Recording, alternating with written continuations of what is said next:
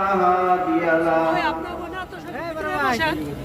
ونشهد أن لا إله إلا الله وحده لا شريك له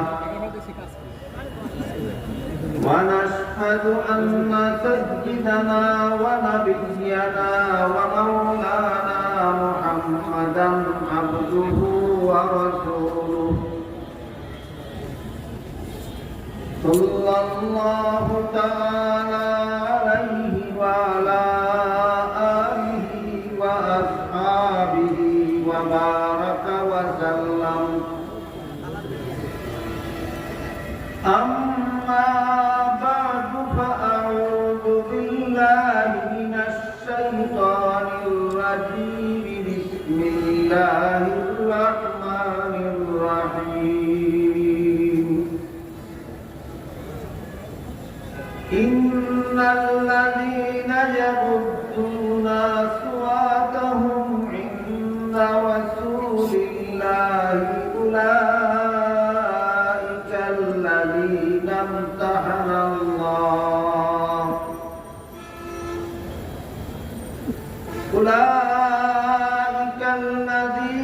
امتحن الله قلوبهم للتقوى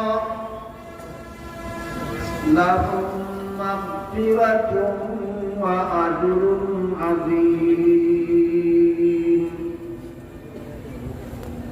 وقال رسول الله صلى الله عليه وسلم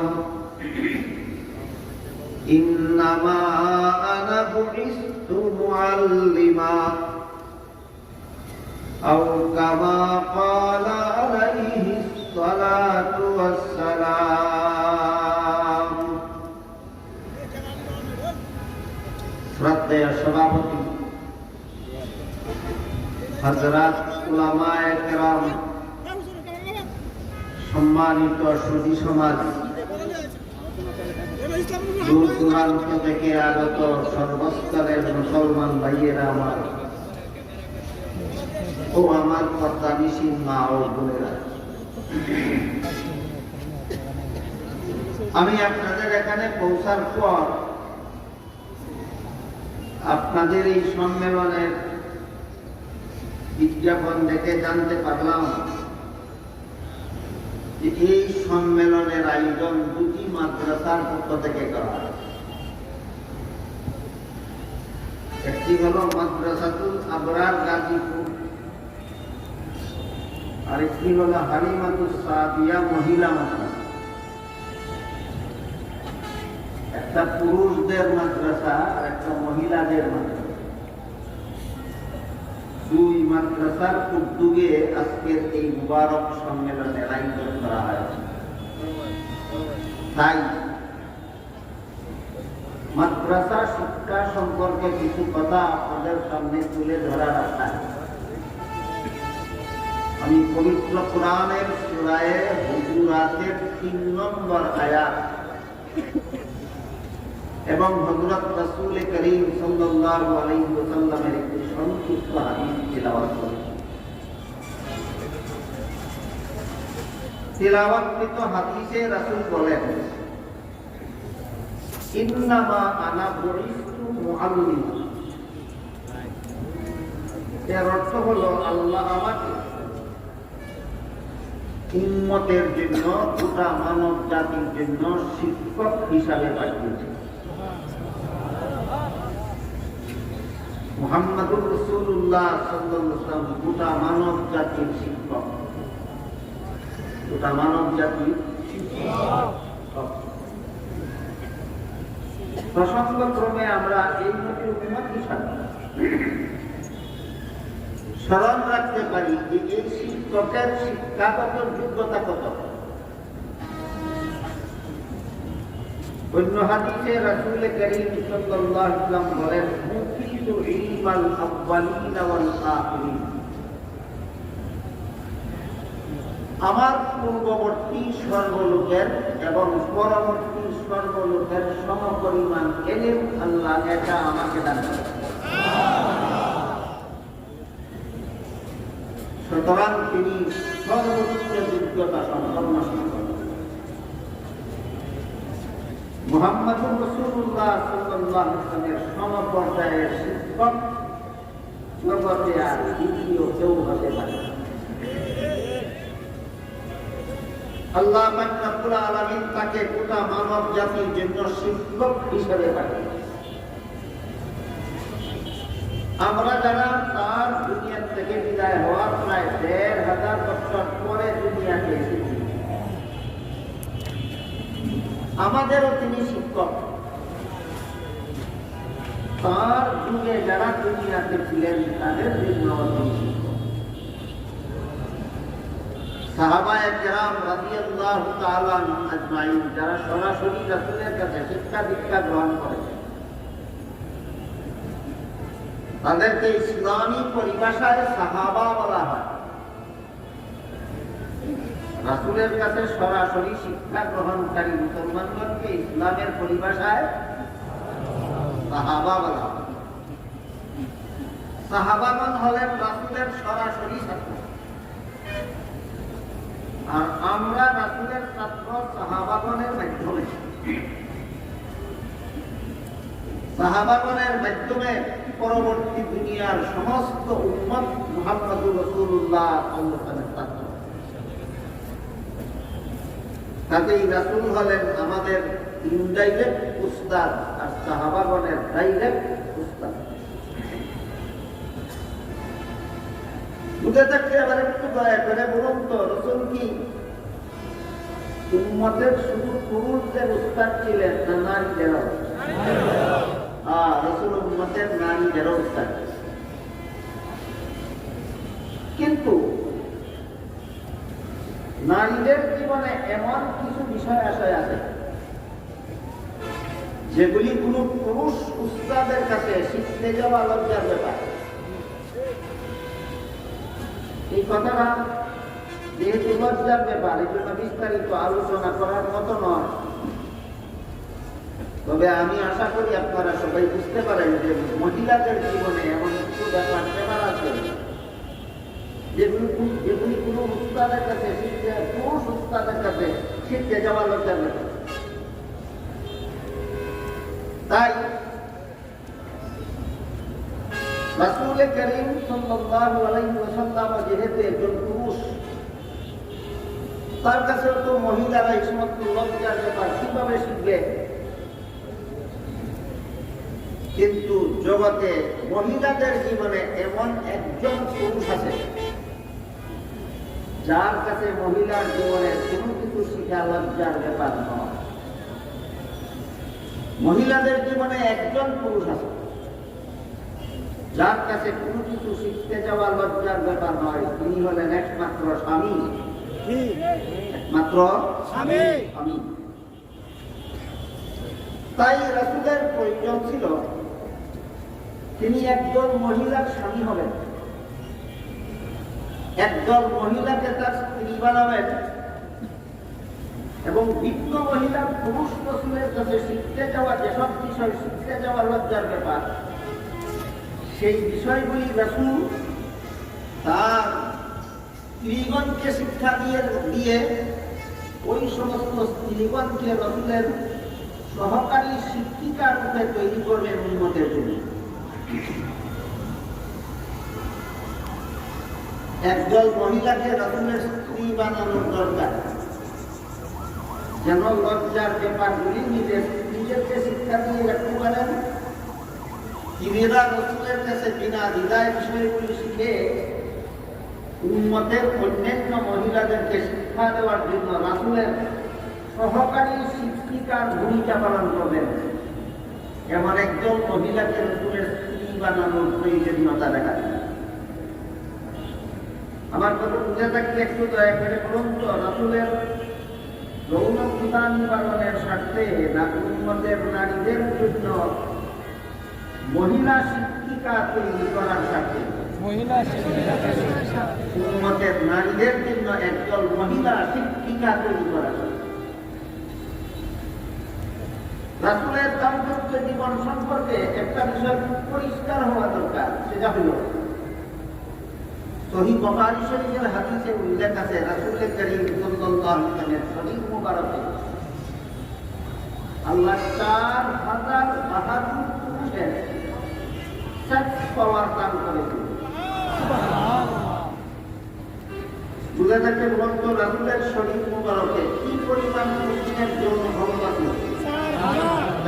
সাধারণ বাহাদুর 4,000 বাহাদুর পুরুষের যৌন ক্ষমতা আল্লাহ একটা মুহাম্মদ রাসূলুল্লাহ শরীরে দান করেছেন। কাজেই একটা পুরুষ যদি একটা মাত্র স্ত্রী বিয়ে করার অধিকার পায়, তবুও রাসূল 4,000 স্ত্রী বিয়ে করার অধিকার রাখেন। কত স্ত্রী? 4,000 স্ত্রী বিয়ে করার অধিকার রাখেন। কোরআনে তো আল্লাহ পাক রব্বুল আলামিন বিশেষ শর্ত সাপেক্ষে মুসলমান উম্মতের মধ্যে যারা পুরুষ তাদেরকেও প্রয়োজনে একত্রে 4 স্ত্রী রাখার অধিকার দিয়েছে। আল্লাহ বলেন ফাতকিহু মা তাবা লাকুম মিনান নিসাই মাসনা ওয়া সুলাসা ওয়া রুবা। তোমরা প্রয়োজনে 2 স্ত্রী রাখতে পারো, 3 স্ত্রী রাখতে পারো, 4 স্ত্রী রাখতে পারো। বিনা শর্তে না শর্ত সাপেক্ষে? শর্তগুলি আমার আজকে আলোচনা করার মতো সময় নাই, শুধু স্মরণ রাখুন বিনা শর্তে নয়, শর্ত সাপেক্ষে উম্মতের একজন পুরুষ একত্রে 4 স্ত্রীও রাখতে পারে। এবার বলুন তো, একটা পুরুষ যদি 4 জন স্ত্রী রাখার অধিকার পায়, তাহলে 4,000 পুরুষ কতজন স্ত্রী রাখার অধিকার পায়? যুক্তিসঙ্গতভাবে রাসূলের 16,000 স্ত্রী রাখার অধিকার ছিল। কত স্ত্রী রাখার অধিকার ছিল? দৈহিক সামর্থ্য ছিল। যার 16,000 স্ত্রী রাখার যৌন ক্ষমতা যার দেহে ছিল, তিনি 16,000 স্ত্রী রাখলেন না কেন? আরেকটু মোবাইলটা রাখি। এই প্রশ্নের এক জবাব। 9 স্ত্রী রাখলেন কেন? সেই প্রশ্নের আরেক জবাব। তিনি 16,000 স্ত্রী রাখলেন না কেন? 4,000 স্ত্রী রাখলেন না কেন? এই প্রশ্নের জবাব হলো, রাসূল যৌনতা নিবারণের স্বার্থে বিয়ে করেননি। যদি যৌনতা নিবারণের স্বার্থে বিয়ে করতেন তাহলে 16,000 বিয়ে করার দরকার ছিল। এই কথাটা দুনিয়ার ইহুদি খ্রিস্টানেরা না জানার কারণে মুসলমানদের নবী মুহাম্মদ রাসূলুল্লাহর বিরুদ্ধে অধিক বিয়ে করার প্রসঙ্গে নানা রকম অপবাদ রটিয়ে থাকে। ইহুদি খ্রিস্টানেরা মুসলমানের নবীর বিরুদ্ধে অপবাদ রটাতেই পারে, যেহেতু তারা ইসলাম সম্পর্কে কিছু জানে না, বরং ইসলামের বিরুদ্ধে তাদের বিদ্বেষ আছে, তাই তারা ইসলামের নবীর বিরুদ্ধে অপবাদ রটাতেই পারে। তাদের জন্য ততটা দুঃখ নয়, কিন্তু দুঃখ হইল ওই সমস্ত তথাকথিত মুসলমানদের ব্যাপারে যারা ইহুদি খ্রিস্টানদের কাছ থেকে শুনে শুনে নিজেরা মুসলমান পরিচয় দিয়েও মুসলমানের নবীর বিরুদ্ধে অধিক বিয়ের ব্যাপারে অপবাদ রটিয়ে দেয়। এরা সত্যিকারের মুসলমান নয়, এরা হলো ইহুদি খ্রিস্টানের দালাল। নাইলে যে নবীকে নবী বলে বিশ্বাস করার কারণে তুমি মুসলমান, সেই নবীর দাম্পত্য জীবনে তুমি অঙ্গুলি নির্দেশ করবা কেন? তুমি যদি ইহুদি খ্রিস্টানের দালাল না। তাই চিরশত্রু ইহুদি খ্রিস্টান এবং ইহুদি খ্রিস্টানের দালালদের এই অভিযোগ থেকে আপনাদের নবীর পবিত্রতা অন্তরে স্থাপন করার জন্য বিষয়টা পরিষ্কারভাবে সুন্নত হিসাবে আমাদের সকলের জানা দরকার, বোঝা দরকার, মনে রাখা দরকার। এবার আমরা মূল কথার দিকে ফিরে যাই। রাসূলের 16,000 বিয়ে করার অধিকার ছিলেন, করেননি কেন? তিনি যৌনতা নিবারণের উদ্দেশ্যে বিয়ে করেননি একটাও। যৌনতা নিবারণের জন্য একটা বিয়েও করেননি। দ্বিতীয় প্রশ্ন ছিল, 9 বিবি একত্রে রাখলেন কেন? 9 বিবি একত্রে রেখেছিলেন উম্মতের মহিলাদের জন্য একজন সহকারী শিক্ষিকা শিক্ষিকা তৈরি করার জন্য। 9 বিবি রেখেছিলেন কেন? উম্মতের মহিলাদের জন্য একজন সহকারী শিক্ষিকা তৈরি করার জন্য। রাসূলের সহকারী শিক্ষিকা তৈরি করার জন্য যে 9 বিবি বিয়ে করেছিলেন, একজন ছাড়া তারা সবাই ছিলেন বিধবা।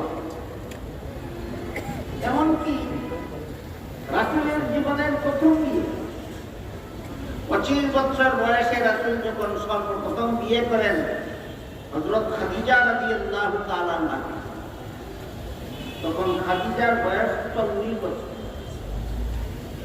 এবং তিনি একজন বিধবা মহিলা, কয়েক সন্তানের মা। আছে কি আপনাদের গাজীপুরে অথবা ঢাকায় অথবা সারা বাংলাদেশে 25 বছরের এমন একজন কুমার যুবক যিনি জীবনের প্রথম বিয়ে 40 বছর বয়স্ক একটা বিধবা কয়েক সন্তানের মা মহিলাকে বিয়ে করবে না? এমন বিয়ে রাসূল করতে গেলেন কেন? যৌনতার চরিতার্থ করার স্বার্থে না উম্মতের জন্য, উম্মতের মহিলাদের জন্য সহকারী শিক্ষিকা তৈরি করার জন্য? এইভাবে রাসূল মাত্র একজন স্ত্রী ছাড়া বাকি সমস্ত স্ত্রী বিধবা অবস্থায় তাদেরকে বিয়ে করত। শুধু একজন স্ত্রী বিয়ে করেছিলেন রাসূল, তিনি বিধবা ছিলেন, কিন্তু তিনিও ছিলেন শিশু। তিনিও ছিলেন শিশু, একদিকে বিধবা, অপরদিকে শিশু। বিনা ঠেকা বশত শিশু বিয়ে করবে না? আপনাদের মধ্যে আছে এমন কোন যুবক পুরুষ যে একটা শিশু বিয়ে করবে না? শিশু বিয়ে করলেন কেন? সেই শিশুটা ছিল হযরত আয়েশা রাদিয়াল্লাহু তাআলা। যে মেয়েটাকে রাসূল শিশুকালে বিয়ে করেছিলেন সেই মেয়েটার নাম আয়েশা রাদিয়াল্লাহু তাআলা। পবিত্র কোরআনের এক আয়াতে আল্লাহ বলে দিয়েছেন, রাসূলের সমস্ত স্ত্রীগণ সারা দুনিয়ার সমস্ত মুসলমানের মা। রাসূলের সমস্ত স্ত্রীগণ আমাদের কি মা? তাহলে আয়েশা রাদিয়াল্লাহু আনহা আমাদের মা, খাদিজা রাদিয়াল্লাহু আনহা আমাদের মা, অন্যান্য বিবিগণ রাসূলের যারা ছিলেন তারা সকলেই আমাদের মা। মা আয়েশাকে রাসূল শিশুকালে বিয়ে করলেন। উম্মতের যে স্বার্থে রাসূল 9 বিয়ে করেছি, 9 বিবি একত্রে রেখেছিলেন, সেই স্বার্থ সবচেয়ে বেশি বাস্তবায়িত হয়েছে আয়েশার দ্বারা। আয়েশা নারীদের জন্য এত বড় সহকারী শিক্ষিকা ছিলেন, এইরকম নারী শিক্ষিকা জগতে আর দ্বিতীয় আশা করা যায় না। হযরত আয়েশা ছিলেন রাসূলের সহকারী শিক্ষিকাদের মধ্যে সর্বশ্রেষ্ঠ সহকারী শিক্ষিকা। হযরত আয়েশার শিক্ষাগত যোগ্যতার ব্যাপারে একটা ছোট্টখাটো একটা ঘটনা বলি। আগেই বলেছি, মহিলাদের জীবনে এমন কিছু বিষয় আছে যা কোনো পুরুষ শিক্ষকের কাছে শিখতে যাওয়া লজ্জা। মনে আছে? মহিলাদের জীবনে এমন কিছু বিষয় আছে যা কোনো পুরুষ শিক্ষকের কাছে শিখতে যাওয়া লজ্জা। এইরকম একটা বিষয় নিয়ে রাসূলের একজন পুরুষ সাহাবী হযরত উমর ফারুক রাদিয়াল্লাহু আনহু আর একজন পুরুষ সাহাবী হযরত আবু হুরায়রা রাদিয়াল্লাহু আনহু, তাদের দুইজনের মধ্যে মহিলাদের যে সমস্ত বিষয় কোনো পুরুষ শিক্ষকের কাছে শিখতে যাওয়া লজ্জা, এমন একটা বিষয় নিয়ে তাদের দুজনের মধ্যে একটু মতবিরোধ হয়। মতবিরোধের কারণ আছে, যুক্তিসঙ্গত কারণ। একই ব্যাপারে দুইটা হাদিস দুই রকম। এক হাদিসের মর্ম হলো সহবাস সমাপ্ত হলে গোসল ফরজ হয়, আর এক হাদিসের মর্ম হলো সহবাস শুরু করা মাত্রই গোসল ফরজ হয়, সমাপ্ত না হলেও গোসল করতে। একই বিষয়ে একরকম হাদিস পাওয়া গেল, দুই রকম বিষয়টা যদি কেউ কারো বোঝার বাকি থাকে তাদের জন্য আমার বলছে। এক হাদিসে উল্লেখ আছে স্বামী স্ত্রীর মিলামিশা সমাপ্ত হলে পরে গোসল করো। আর এক হাদিসে উল্লেখ আছে স্বামী স্ত্রী সহবাস শুরু করার পরে সমাপ্ত যদি নাও হয় তবু গোসল করো। ভুলে থাকতে বলুন একই বিষয়ে একরকম হাদিস না দুই রকম হাদিস? দুই রকম হাদিস। হযরত উমর ফারুক রাদিয়াল্লাহু আনহু বলেন, আমি শুনেছি রাসূল বলেছেন সহবাস সমাপ্ত হওয়ার পরে গোসল করা হয়। আবু হুরায়রা বলেন, আমি শুনেছি রাসূল বলেছেন সহবাস শুরু করা মাত্রই গোসল করো। উমর বলেন, তোমার কথা মানি না, আমি রাসূলের কাছ থেকে শুনেছি। আবু হুরায়রা বলেন, আমিও আপনার কথা মানি না, আমিও রাসূলের কাছ থেকে শুনেছি। মীমাংসা হয়ে গেল, অমীমাংসিত হয়ে গেল। শেষ পর্যন্ত তারা দুজন বিষয়টা মীমাংসার জন্য হযরত উমর প্রস্তাব করলেন, রাসূলের একজন বিবি আছে হাফসা, আমি উমরের মেয়ে। রাসূলের বিবি উমরের মেয়ে, আমাদের মা, আমাদের কি মা। রাসূলের বিবি উমরের মেয়ে, আমাদের মা একজন, নাম তার হাফসা। উমর বলেন, আমার মেয়ে হাফসা নিশ্চয়ই এই দুই হাদিসের বিরুদ্ধ মীমাংসা রাসূলের কাছ থেকে শিখে রেখেছে। চলো আমরা আমার মেয়ে হাফসার কাছে গিয়ে বিরুদ্ধটা মীমাংসা করে দিই। আবু হুরায়রা গেলেন, উমর গেলেন, উমরের মেয়ে হাফসার কাছে গিয়ে বললেন, এই দুই হাদিস এর কারণে আমাদের দুইজনের মধ্যে বিরোধ, এর মীমাংসা কি? হাফসা বলেন, যেহেতু উভয়ের দাবি দুই হাদিসের পক্ষে, উমরের দাবির পক্ষেও একটা রাসূলের হাদিস আছে, আবু হুরায়রার দাবির পক্ষেও রাসূলের একটা হাদিস আছে, কাজেই এর মীমাংসা আমার দ্বারা সম্ভব নয়। এর যথাযথ মীমাংসা যদি তোমরা পেতে চাও তাহলে একমাত্র আয়েশার কাছে যাও। এবার তারা দুইজন আয়েশার কাছে গেলেন। আয়েশা দুজনের কথা শুনে বললেন, উমর, আপনি যে বলেছেন রাসূলের কাছ থেকে শুনেছেন সহবাস সমাপ্ত হলে পরে গোসল ফরজ হয়, এটা কিছুদিনের জন্য মেয়াদি বিধান ছিল। সেই মেয়াদ যখন ফুরিয়ে গেল তখন থেকে স্থায়ী বিধান দেওয়া হলো সহবাস শুরু করা মাত্রই বিধান ফরজ, গোসল ফরজ। কাজী উমর, আপনার বর্ণিত হাদিসের বিধান রহিত হয়ে গেছে। আবু হুরায়রার বর্ণিত হাদিসের বিধান কি কিয়ামত পর্যন্ত বলবৎ থাকবে। এই বিষয়ের মীমাংসার জন্য প্রথমে নবীর এক বিবির কাছে যাওয়া হয়েছিল। তিনি মীমাংসা দিতে না পেরে মীমাংসার জন্য আয়েশার কাছে পাঠালেন। আয়েশা মীমাংসা দিলেন কিনা? দিলেন। ঘটনা দ্বারা কি বুঝেন? 9 জন বিবি যে রাসূলের ঘরে রেখেছিলেন উম্মতের জন্য একদল সহকারী শিক্ষিকা তৈরি করার জন্য, এই কাজটা সবচেয়ে সন্তোষজনকভাবে কার দ্বারা সম্পন্ন হয়েছিল? এই কারণে রাসূল শিশু আয়েশাকে বিয়ে করেছিলেন। এই কারণটাও বর্তমান সমাজের অনেক বড় বড় শিক্ষিত পণ্ডিত মুসলমানেরা না জানার কারণে আমি কই আছি দেখবেন না, এই পিছনে আছে সর্বক্ষণ জায়গায়। এইখানে কি আছে? যৌন উন্মাদ না হতো তাহলে আয়েশার মতো একটা শিশু বিয়ে করলো কেন? এই অভিযোগ, এই অপবাদ মুসলমানের নবী মুহাম্মদুর রাসূলুল্লাহ সাল্লাল্লাহু আলাইহি ওয়াসাল্লামের বিরুদ্ধে। এই অপবাদ ইহুদি খ্রিস্টানের কি অপবাদ? যে মুহাম্মদ যদি কামুক না হতো, মুসলমানের নবী মুহাম্মদ যদি যৌন উন্মাদ না হতো, তাহলে আয়েশার মতো একটা 7 বছরের শিশু বিয়ে করে কেন? ইসলামী শিক্ষা সম্পর্কে বর্তমান সমাজের সাধারণ মুসলমান অনেক দূরত্বে অবস্থান করে, যে কারণে ইহুদি খ্রিস্টানের উত্থাপিত অপবাদটা অনেক শিক্ষিত মুসলমানেরাও লুভে নিয়েছে। এখন একদম শিক্ষিত মুসলমানও বলে যে আমাদের নবী মুহাম্মদ শিশু আয়েশা বিয়া করলেন কেন? 7 বছরের শিশু বিয়া করলেন কেন? যৌন উন্মাদ না হলে, কামুক না হলে শিশু বিয়া করলেন কেন? আমার কথা বুঝে থাকতেন আপনারা বলুন, রাসূল কামুক হওয়ার কারণে, যৌন উন্মাদ হওয়ার কারণে শিশু আয়েশাকে বিয়ে করেছিলেন না সহকারী শিক্ষিকাদের মধ্যে সর্বশ্রেষ্ঠ সহকারী শিক্ষিকা আয়েশা ছিলেন বলে শিশুকালেই তাকে বিয়ে করেছিল।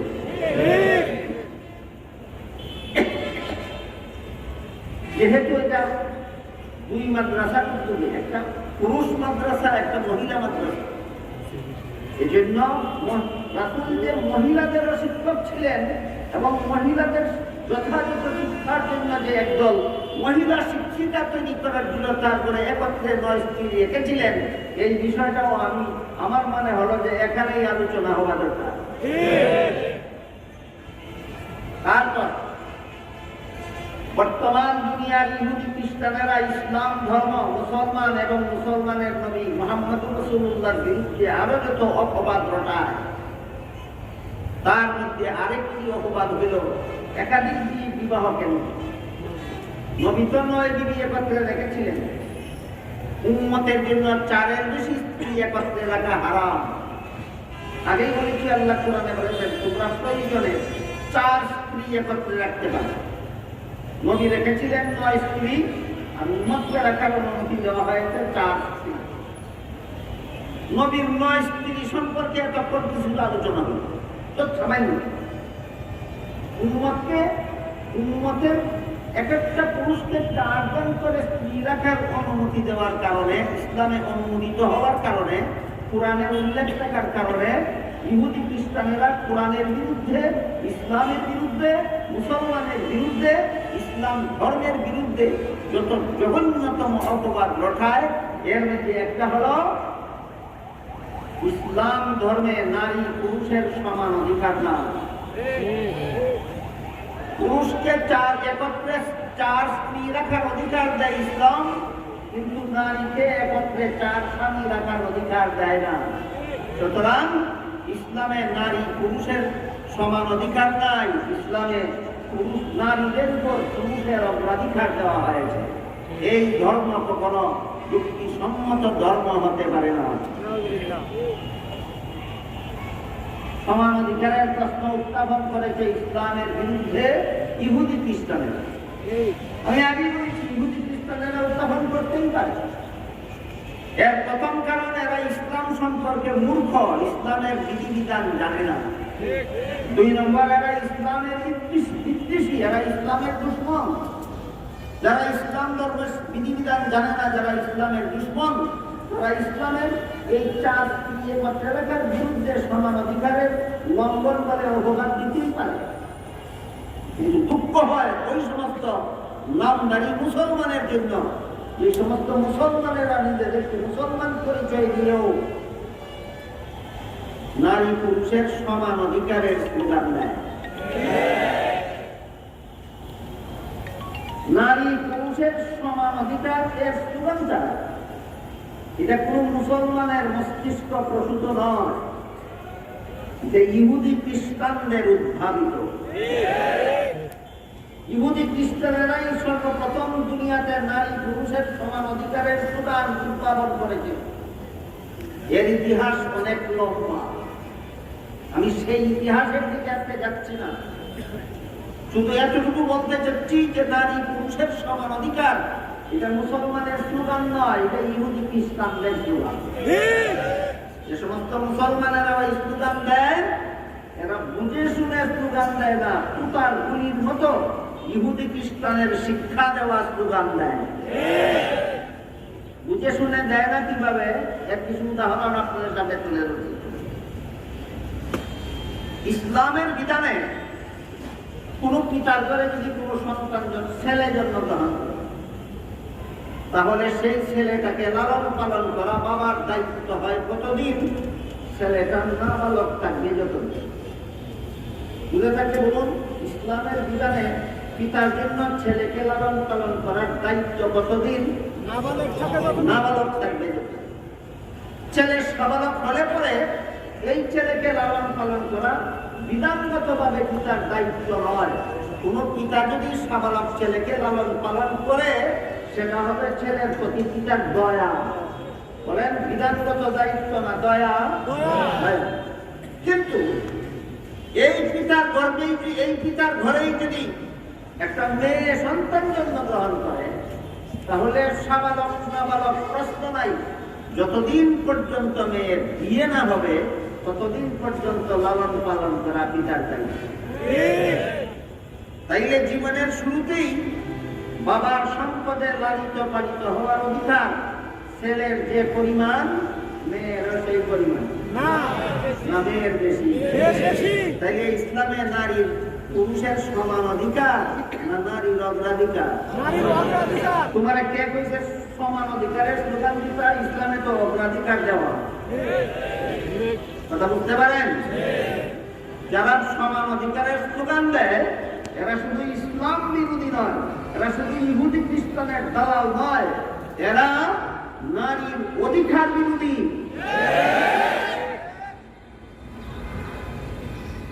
তারপর একটা ছেলে সাবালক হলে যেমন তার বিয়ের দরকার হয়, একটা মেয়েও সাবালক হলে তার বিয়ের দরকার। ছেলের কিছু বেশি দরকার, মেয়ের কিছু কম দরকার না, উভয়েরই সমান দরকার। উভয়ের সমান দরকার। যৌবনের ক্ষুধা নিবারণের জন্য ছেলে বিয়ে করলো, যৌবনের ক্ষুধা নিবারণের জন্য মেয়েও বিয়ে করলো। একটা ছেলের সাথে একটা মেয়ের বিয়ে হলো। এই বিবাহের চুক্তি সম্পন্নের বিনিময়ে যদি কোনো অর্থের লেনদেন যুক্তিসঙ্গত হয় তাহলে ছেলের পক্ষ থেকে মেয়েকে, স্বামীর পক্ষ থেকে স্ত্রীকে যেমন কিছু অর্থ দেওয়া দরকার, তেমনিভাবে মেয়ের পক্ষ থেকেও ছেলেকে কিছু উপরোপণ দেওয়া দরকার। যেহেতু একতরফা দরকারে বিয়ে হয়নি, উভয় পক্ষের দরকারে বিয়ে হয়েছে। আবার বলেন, একটা যুবক একটা যুবতী বিয়ে হলো একতরফা দরকারে না উভয়ের দরকারে? উভয়ের দরকারে যদি বিয়ে হয়ে থাকে তাহলে বিবাহ বন্ধনে আবদ্ধ হওয়ার বিনিময়ে যদি কোনো অর্থের লেনদেন হয় তাহলে সেটা হবে একতরফা না উভয় পক্ষে? উভয় পক্ষে। এটাই যুক্তিসঙ্গত। কিন্তু ইসলাম বলে না, মেয়ে স্বামীকে কিছুই দিবে না, স্বামী তার স্ত্রীকে মহারানা দিবে। এটা হইল নারী পুরুষের সমান অধিকার না নারীর অগ্রাধিকার? এই পর্যন্তই শেষ নয়। ইহুদি খ্রিস্টানদের শিক্ষা দেওয়া ভুলিটা যে সমস্ত মুসলমান তুতার ভুলির মতো জপে, এদের জপা যদি আপনারা গ্রহণ করে ফেলে, আজকে যদি আপনারা সিদ্ধান্ত নেন যে আজকে থেকে আমাদের সমাজের নারী পুরুষের সমান অধিকার, তাহলে আগামীকাল থেকেই একটা বিয়ের আগের অনুষ্ঠানে মেয়ে যখন বলবে আমাকে 1 লাখ টাকা মোহর দাও, তখন ছেলেও বলবে আমাকে 1 লাখ টাকা যৌতুক দাও, কারণ সমান অধিকার। আমাকে স্বামী রূপে গ্রহণ করার কারণে তোমার যৌবনের ক্ষুধা নিবারণ হবে, এই কারণে আমাকেও 1 লাখ টাকা যৌতুক দাও। স্ত্রী যদি স্বামীর কাছ থেকে 1 লাখ টাকা মোহর গ্রহণ করে তাহলে স্বামীও স্ত্রীর কাছ থেকে 1 লাখ টাকা যৌতুক গ্রহণ করবে। কোন যুক্তিতে? সমান অধিকারের যুক্তিতে। ইসলাম বলে সমান অধিকার নয়, এখানে নারীর একচেটিয়া অধিকার। তুমি শুধু মোহর দিবে স্ত্রীকে, স্ত্রী তোমাকে 1 পয়সাও যৌতুক দেবে না। ইসলামের বিধানে মোহর দেওয়া ফরজ, যৌতুক দেওয়া হারাম। মোহর দেওয়া ফরজ, যৌতুক দেওয়া হারাম। আমার আলোচনা বুঝে থাকতে বলুন, ইসলাম নারী পুরুষের সমান অধিকার দিয়েছে না নারীর অগ্রাধিকার অথবা একচেটিয়া অধিকার দিয়েছে?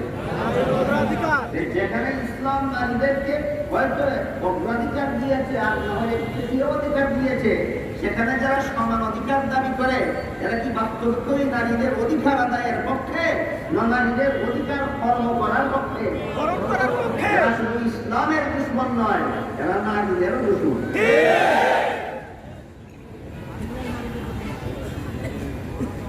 এই সমান অধিকারের দাবিদারেরা বলে একটা নারীর জন্য যদি 1-এর বেশি স্বামী গ্রহণ করার অধিকার থাকে না, তাহলে একটা পুরুষের 1-এর বেশি স্ত্রী থাকার অধিকার থাকতে দেওয়া হবে না, যেহেতু নারী পুরুষ সমান অধিকার। এই বিষয়টা একটু বলে আরো কিছু ক্লিয়ারলি আমি আপনাদেরকে বলবো। আরো কিছু সমান অধিকারের উদাহরণ আগে মোহর দিয়েই শেষ নয়, বিয়ের পর থেকে জীবন ভর সারা জীবনের পুরাটি দেওয়া ফরজ। কে দেবে কাকে? এটা সমান অধিকার না স্ত্রীর একচেটিয়া অধিকার? পুরাটি দিয়েই শেষ নয়, সারা জীবনের পোশাক দেওয়া ফরজ। এই আলোচনাটা আমার অনিচ্ছা বসতেই এসে গেল। কেন? এই বিজ্ঞাপনে দেখলাম মহিলাদেরও মাদ্রাসা, পুরুষদেরও মাদ্রাসা, দুই মাদ্রাসার মধ্যে আয়োজিত সম্মেলন। এই জন্য মহিলা শিক্ষা সম্পর্কে সত্যি আলোচনা আপনাদের সামনে তুলে ধরে। মনে করেন কি মুসলমান সমাজের মহিলাদের শিক্ষা সম্পর্কে এই জাতীয় কিছু আলোচনা হওয়া দরকার?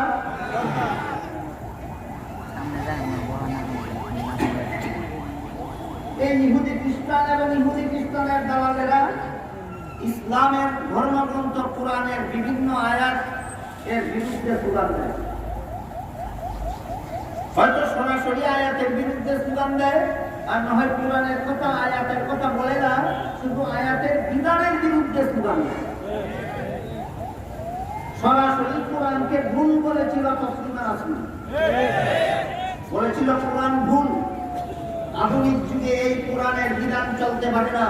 মোল্লারা যদি কোরআনের বিধান চালু করতে চাও তাহলে কোরআনের ভুলগুলি সংশোধন করে।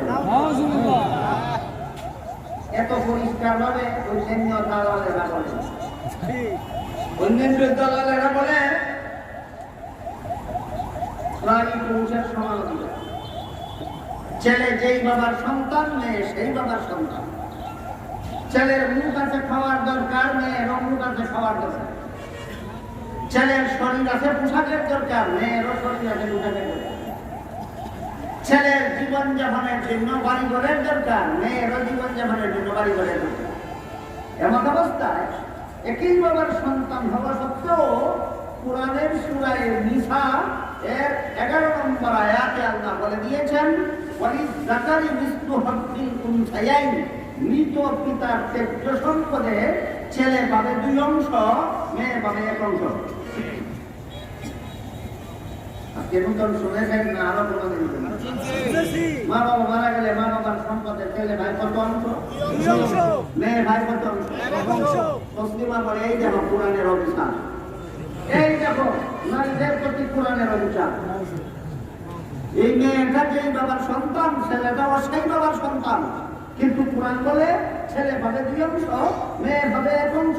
এটা পরিষ্কার পরিষ্কার ভাবে নারীদের প্রতি কোরআনের অভিযান।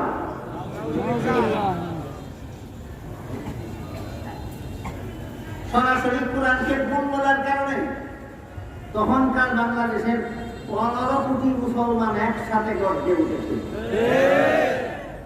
সেই গর্জনে ভীত হয়ে যেই ভুলটাকে তিরস্কার করত তসলিমা, সেই ভুলটা পরে রাতে অন্ধকারে বাংলাদেশ থেকে পাঠিয়ে সুইডেন দিয়েছিল।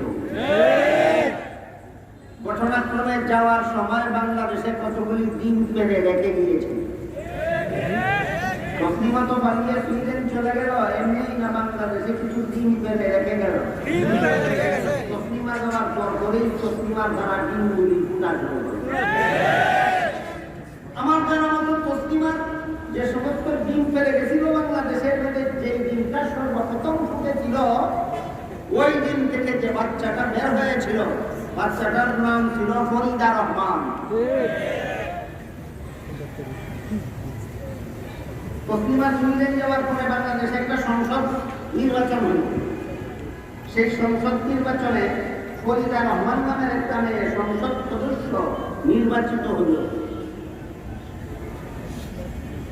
আপনারা যারা শিক্ষিত আছেন অথবা স্কুল কলেজের ছাত্র ছাত্রী যারা আছেন, তারা বলবেন না যে ফরিদা যদি একটা মহিলা হয়ে থাকে, আমি সদস্য এবং নির্বাচিত সমষ্টিগুলোবোধক শব্দ দুইটা ব্যবহার করলাম কিভাবে? তাইলে তো সদস্যা নির্বাচিতা বলা উচিত ছিল। বলেন মহিলা সদস্যকে সদস্য বলে না সদস্যা? মহিলাকে নির্বাচিত বলে না নির্বাচিতা? তাদের ব্যাকরণের সূত্র মতে তো এই ফরিদাকে আমার সদস্যা নির্বাচিতা হয়েছিল বলার উচিত ছিল, কিন্তু আমি বলেছি সদস্য নির্বাচিত হয়েছিল একটা মেয়ে, নাম তার ফরিদা রহমান। আমার ব্যাপারে যদি এরকম কারো মানে প্রশ্ন থাকে তো আমি প্রশ্নের জবাব দেব। আমি শুধু বলবো, যারা আওয়ামী লীগ করেন, আপনারা শেখ হাসিনাকে সরকার দলীয় নেতা বলেন কিনা? আর যারা বিএনপি করেন তারা খালেদা জিয়াকে বিরোধী দলীয় নেতা বলেন কিনা? এখন তোমার স্ত্রীলিঙ্গ আর পুরুষলিঙ্গ গেল কোথাও? আরে তোমার স্ত্রীলিঙ্গ পুরুষলিঙ্গ ঠিক করার পরে আমার বিরুদ্ধে স্ত্রীলিঙ্গ পুরুষলিঙ্গ ঠিক করার অভিযোগ নাই। এই বিষয়টা এখানে এই পর্যন্ত না। তসলিমার যে সমস্ত ডিম পেরে গেছিল, এইগুলির থেকে সর্বপ্রথম যেই ডিমটা ফুটলো, এই ডিম থেকে বাচ্চা বের হল ফরিদা রহমান। বাংলাদেশের সংসদ নির্বাচনে ফরিদা রহমান সংসদ সদস্য নির্বাচিত হইল। নির্বাচিত হয়ে এসে একটা বিবৃতি দিল পত্রিকায়, সেটা হলো, আমি তসলিমার মতো কোরআনকে ভুল বলি না। আমি তসলিমার মতো কোরআনকে ভুল বলি না। কারণ তসলিমা ভুল বলার কারণে তসলিমার পায়ের তালুর নিচে বাংলাদেশের 1 ইঞ্চি মাটিও থাকে নাই। এই কারণে বলে আমি তসলিমার মতো কোরআনকে ভুল বলি না। তবে ভুল বলি না বলে কি? তবে কি? তবে হলো আল্লাহ সূরা নিসার 11 নম্বর আয়াতে বলেছেন, ছেলে ভাবে 2 অংশ, মেয়ে ভাবে 1 অংশ। আমি তো কোরআনকে ভুল বলি না, তবে আমরা দেওয়ার বেলায় সমান সমান দেব, কারণ আমাদের দৃষ্টিতে নারী পুরুষ সমান অধিকার। ঘুরে ফিরে একই কথা নাকি বলেন? আমার কথা বুঝলেন আপনারা? তসলিমার কথা আর ফরিদার কথা ভিন্ন ভিন্ন হইল না, ঘুরে ফিরে একই কথা। একই কথা। তসলিমা সরাসরি কোরআনকে ভুল বলেছিল, আর ফরিদা বলে আমি ভুল বলি না, তবে দেওয়ার বেলায় সমানই দিব, কারণ আমরা সমান অধিকার পাবো। আমি দেওয়ার বেলায় সমান দিব, আমরা সমান অধিকার দেব না। এবার আমি আপনাদের সামনে তুলে ধরতে চাই, আল্লাহ সূরা নিসার 11 নম্বর আয়াতে বললেন, ছেলে ভাবে 2 অংশ আর মেয়ে ভাবে 1 অংশ। এখানে আগে যে বলেছিলাম, ইসলাম নারীদেরকে অগ্রাধিকার দিয়েছে, মনে আছে আপনাদের? ছেলে যদি 2 অংশ পায়, মেয়ে যদি 1 অংশ পায়, তাহলে অগ্রাধিকার কে হইল? বলুন, ছেলে। তাহলে এইবার মেয়েদের অগ্রাধিকার গেল কোথায়? এই প্রশ্নের জবাব বোঝার জন্য আরো কিছু কথা আমাদের মনে রাখতে হবে। আমি আগেই বলেছি, ইসলামের বিধানে ছেলে সাবালক হওয়ার পর থেকে তার নিজের লালন পালনের দায়িত্ব বাবার নিজেরই। বিয়ে করার পর থেকে বউ পালার দায়িত্ব ছেলের নিজের, না তার বাপের? নিজের। সন্তানাদি জন্ম হওয়ার পর থেকে সন্তান পালার দায়িত্ব তার নিজের। সুতরাং ছেলের জীবনে খরচের খাত আছে 3টা। ছেলের জীবনে খরচের খাত আছে 3টা। 1 নম্বর সাবালক হওয়ার পর থেকে নিজের লালন পালন, 2 নম্বর বিয়ে করার পর থেকে স্ত্রীর লালন পালন, 3 নম্বর সন্তানাদি জন্ম হওয়ার পর থেকে সন্তানাদির লালন পালন। বলে থাকে বলুন, ইসলামের বিধানে ছেলের জীবনে খরচের খাত কটা? 3টা। অংশ পাইছে কটা? 2টা। খরচ আছে 3টা, অংশ পাইছে 2টা। মনে রাখুন। এবার আসুন মেয়েরা, আগে বলেছি বিয়ের পূর্ব পর্যন্ত মেয়েকে লালন পালন করার দায়িত্ব বাবার, আর বিয়ের পর থেকে মরণ পর্যন্ত মেয়েকে লালন পালনের দায়িত্ব স্বামীর। সুতরাং মেয়ের নিজের লালন পালনের দায়িত্বও নাই, স্বামী ভালার দায়িত্বও নাই, নিজের সম্পদের দ্বারা সন্তান ভালার দায়িত্বও নাই। মেয়ের জীবনে খরচ নাই একটাও। মেয়ের জীবনে খরচ নাই একটাও। অংশ পাইছে, যার খরচ আছে 3টা, অংশ পাইল 2টা। যার খরচ নাই একটাও, অংশ পাইল 1টা। এবার বলুন, 2 অংশ পেয়ে ছেলে বেশি পেল, না 1 অংশ পেয়ে মেয়ে বেশি পেল? এখানে ইসলামে নারী হইল অগ্রাধিকার। এখানে ইসলামে নারী হইল অগ্রাধিকার। সুতরাং এই সমস্ত আলতু ফালতু কথা যারা বলে, এরা হয়তো ইহুদি খ্রিস্টান, আর না হয় ইহুদি খ্রিস্টানের দালাল।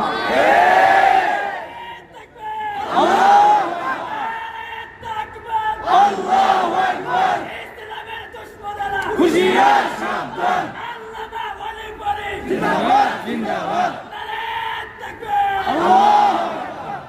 ইসলামের বিধানটা বুঝে থাকলে এবার বলুন, ছেলে 2 অংশ পেয়ে বেশি গেল না মেয়ে 1 অংশ পেয়ে বেশি গেল? এই সমস্ত ইসলাম বিদ্বেষীরা এই কথা বুঝে না, শুধু বুঝে 1 থেকে 2 বেশি। হিসাব থেকে কি বেশি? 1 থেকে 2 বেশি। শুধু বুঝে 1 থেকে 2 বেশি। 1 ওয়ালাতে কোনো খরচই নাই, 2 ওয়ালাতে 3 খরচ আছে, এটা বুঝে না, শুধু বুঝে 1 থেকে 2 বেশি। এরা কত বড় শিক্ষিত পণ্ডিত, এটা বোঝার জন্য আপনাদেরকে একটা গল্প বলি। গল্প, একটা গণ্য মূর্খ লোক ছিল, যে লেখাপড়া তো করেই নেই, নাম দস্ত হতো শিখে। এই মূর্খ লোকটা তার ছেলেকে স্কুলে লেখাপড়া করতে দিয়েছে। ছেলে অত্যন্ত মেধাবী ছিল, 10 বছর লেখাপড়া করে স্কুলে সে এসএসসি পাস করলো, ফার্স্ট ডিভিশন ফার্স্ট করে। ফার্স্ট ডিভিশন বুঝে দেখতে বলুন তো, ফার্স্ট বয় হয়ে থাকলে কোন নম্বর কত? বাবা শিক্ষিত না মূর্খ? বাবা কিন্তু মূল নম্বর 1 হইলে পরীক্ষায় নম্বর বেশি পায় না, মূল নম্বর 10 হইলে পরীক্ষায় নম্বর বেশি পায়? বুঝা জানে না, শুধু জানে 1 থেকে 10 বেশি। শুধু কি জানে? 1 থেকে 10 বেশি। এবার পরীক্ষার ফল ঘোষণার পরে বাবা ছেলেকে জিজ্ঞেস করে, এই বেটা পরীক্ষা দিছিলে পাস করছো? পাস করছি। কত নম্বরে? 1 নম্বরে। সর্বনাশ করছো। কি করছি? পাশের বাড়ির ছেলেটা তোর সাথে পরীক্ষা দিয়া সে তো 10 নম্বরে পাস করলো, তুই এত কম নম্বরে পাস করলি কেন? এই গোয়ারে যেমন জানি না 10 নম্বরে পাস করলে পরীক্ষায় নম্বর বেশি পায় না 1 নম্বরে পাস করলে নম্বর বেশি পায়, ঠিক তেমনি ভাবে ওই সমস্ত শিক্ষিত গোয়ারেরাও জানে না ছেলে 2 অংশ পাইয়া বেশি পায় না মেয়ে 1 অংশ পাইয়া বেশি পায়। দুঃখিত আমি, যেহেতু সাথে মহিলা মাদ্রাসা, এই জন্য মহিলা সংক্রান্ত ইসলামের কিন্তু বিধান, যেই সমস্ত বিধানের ব্যাপারে বর্তমান দুনিয়ায় ইহুদি খ্রিস্টানেরা অপবাদ ঘটাচ্ছে সমাজে, আরেকদল মির্জাফর মার্কা মুসলমান ইহুদি খ্রিস্টানের রটানো এই অপবাদগুলি উঠে দিচ্ছে। এই জন্য আলোচনাটা আপনাদের সাথে তুলে ধরতে বাধ্য। এবার আমি মূল আলোচনার দিকে ফিরে যাই। বলতেছিলাম হাদিস শরীফে আল্লাহ রাসূল বলেন, আল্লাহ আমাকে মানব জাতির জন্য শিক্ষক বানিয়ে পাঠিয়েছেন। মনে আছে কারো আপনাদের নবী যে মানব জাতির শিক্ষক, আপনাদের নবী যে গোটা উম্মতের শিক্ষক, এই শিক্ষকের কোয়ালিফিকেশন কত ভুলে গেছেন? আল্লাহ রাসূল বলেন, উতিতু ইলমান আউয়ালিন ওয়াল আখিরিন, আমার পূর্ববর্তী সর্বলোকের সমপরিমাণ ইলম, আমার পরবর্তী সর্বলোকের সমপরিমাণ ইলম আল্লাহ এটা আমাকে দান করেছেন। সুবহানাল্লাহ। সুতরাং মুহাম্মদ রাসূলুল্লাহ ছিলেন জগৎ শ্রেষ্ঠ শিক্ষক। মুহাম্মদ রাসূলুল্লাহ ছিলেন জগৎ শ্রেষ্ঠ শিক্ষক, আর তার সহধর্মিণীগণ ছিলেন জগৎ শ্রেষ্ঠ শিক্ষিকা। তার সহধর্মিণীগণ ছিলেন জগৎ শ্রেষ্ঠ শিক্ষিকা।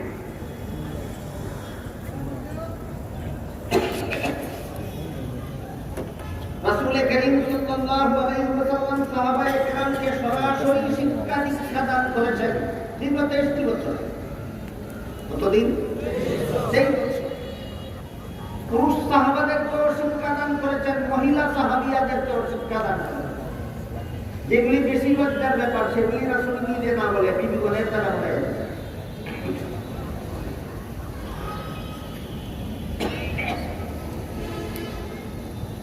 এরপরে রাসূলের সাহাবাদেরকে শিক্ষা দীক্ষা দান করার পরে আল্লাহ পাক রব্বুল আলামিন বলেন, উলাইকাল্লাযীনা ইমতাহানাল্লাহু কুলুবাহুম লিত্তাকওয়া, এরা ছাত্র স্টুডেন্ট আর আমার নবী টিচার, আমি আল্লাহ নিজে একজামিনার। সুবহানাল্লাহ। সাহাবাগণ সাহাবিয়াগণ ছাত্র ছাত্রী, রাসূল এদের সকলের শিক্ষক। আর আমি আল্লাহ পরীক্ষক। আমি আল্লাহ পরীক্ষক। পরবর্তী কথাগুলি পরিষ্কারভাবে বোঝার জন্য একটু দয়া করে বলুন তো, ছাত্র কারা? শিক্ষককে, পরীক্ষককে। যে শিক্ষকের দ্বারা শিক্ষাদান করালেন সেই শিক্ষকের দ্বারা পরীক্ষা নিলেন না কেন? আল্লাহ নিজে পরীক্ষা নিলেন কেন? এই এক প্রশ্ন, এই দুপুরে বলবো প্রশ্নের জন্য। এর আগে দীর্ঘ 23টি বছর যে এই শিক্ষক তার ছাত্র ছাত্রীদেরকে শিক্ষা দীক্ষা দান করলেন, কতগুলি গ্রন্থ? ওই প্রশ্নের জবাবটা আগে ক্লিয়ার হবে। কতগুলি বই পুস্তক পড়াইলেন, কতগুলি কিতাবাদি পড়াইলেন? কতগুলি নয়, একটি মাত্র কিতাব। জগৎ শ্রেষ্ঠ শিক্ষক জগৎ শ্রেষ্ঠ ছাত্রদেরকে দীর্ঘ 23টি বছরে একটি মাত্র কিতাবের শিক্ষা দীক্ষা দান করেন। কতগুলি কিতাব? একটি মাত্র কিতাবের শিক্ষা দীক্ষা দান করেছেন। কিতাবের নাম আল কুরআন। কিতাবের নাম আল কুরআন। জগৎ শ্রেষ্ঠ শিক্ষক হয়ে একটি মাত্র কিতাব শিক্ষা দিলেন কেন? জগৎ শ্রেষ্ঠ ছাত্রদেরকে একটি মাত্র কিতাব শিক্ষা দিলেন কেন? এই প্রশ্নের মহামূল্যবান জবাব আছে অনেকগুলি। সাধারণ জবাব না, মহামূল্যবান জবাব। মহামূল্যবান জবাব আছে অনেকগুলি। দুঃখিত আমি